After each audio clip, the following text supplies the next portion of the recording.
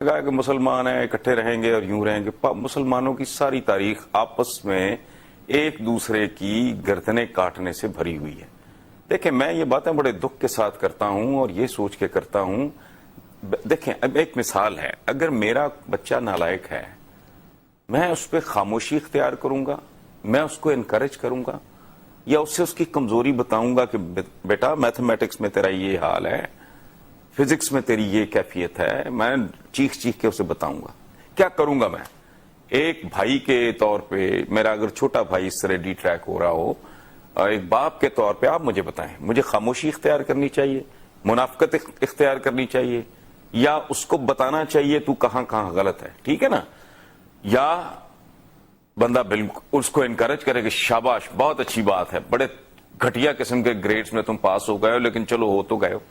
ایسی بات نہیں. دیکھیں بات سنیں, ابو سفیان کا گھرانہ واپس آیا اقتدار میں, ٹھیک ہے, اس کے بعد جو چل سو چل ملوکیت کا کاروبار شروع ہوا. ریسنٹ ہسٹری آپ کی سب کانٹیننٹ کی, جس میں کہتے ہیں سو کالڈ 1000 سال مسلمانوں نے حکومت کی ہے, ایک دوسرے کو مارتے رہے, ایک دوسرے کی گردنیں کاٹتے رہے.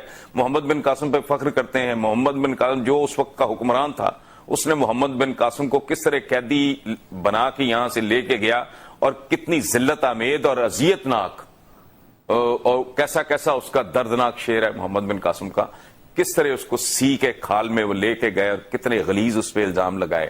ظہیر الدین بابر صاحب تشریف لائے تو بھائی انہوں نے سب سے پہلے ابراہیم لودھی کو مارا تھا.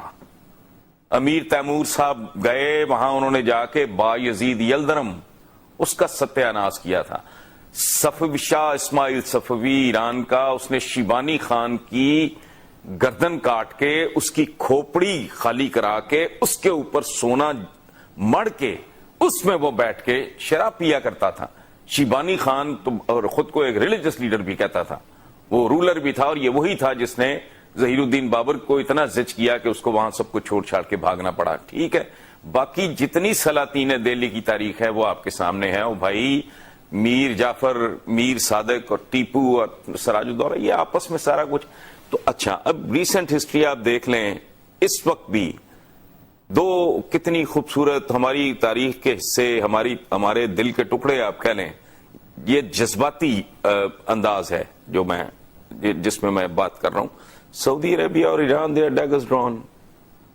صدام حسین کیا کر رہا تھا؟ کبھی اس کو آنکھیں دکھا رہا تھا, کبھی اس کو آنکھیں دکھا رہا تھا. اچھا ہم ادھر اسرائیل کے ٹھیکیدار بنے ہوئے, جو اس کے پڑوسی ہیں مسلمان ہیں, جہاں سے اسلام روانہ ہوا ہے, وہ ان کے ساتھ نارمل ہے, ہم ٹھیکیداریاں کر رہے ہیں. تو ایک کنفیوز سا کام ہے. اچھا اب کہاں غلطی ہوئی؟ تو اپنے وقت کا اس دور کا میں جینیس جسے سمجھتا ہوں وہ ہے علامہ عنایت اللہ مشرقی. ان کی تقریر کو میں نے چند ہفتے پہلے میں نے ان کی تقریر کے کچھ ٹکڑے جو انہوں نے پٹنہ میں کی تھی پاکستان بننے سے چند مہینے پہلے, چند سال نہیں چند مہینے پہلے, پٹنہ میں ان کی ایک سپیچ ہے جس میں انہوں نے کہا تھا کہ یہاں حکومت گورا ہی کرے گا,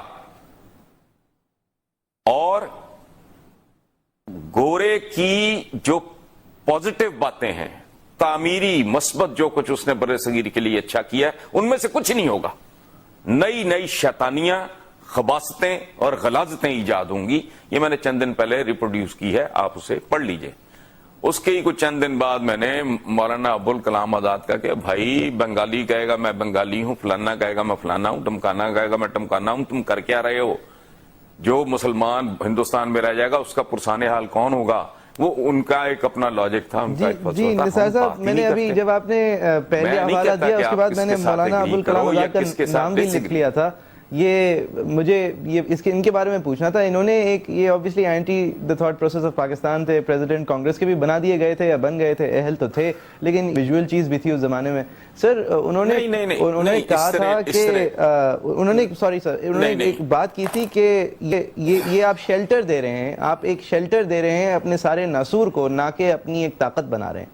یہ ان کو میرے خیال سے ہمیں کوشش کرنی چاہیے تھی کہ we would prove him wrong, but I don't think we have. بالکل ٹھیک کہہ رہے ہیں آپ. اور اس میں دیکھیں ہمیں تاریخ کے نام پہ بھی دیکھیں ادھورا سچ جھوٹ سے زیادہ خطرناک ہوتا ہے, پڑھایا جاتا ہے. ہمیں ٹوٹل بچوں کے آگے رکھنا چاہیے کہ بھی یہ تھا. اچھا اس میں ہوتا کیا ہے؟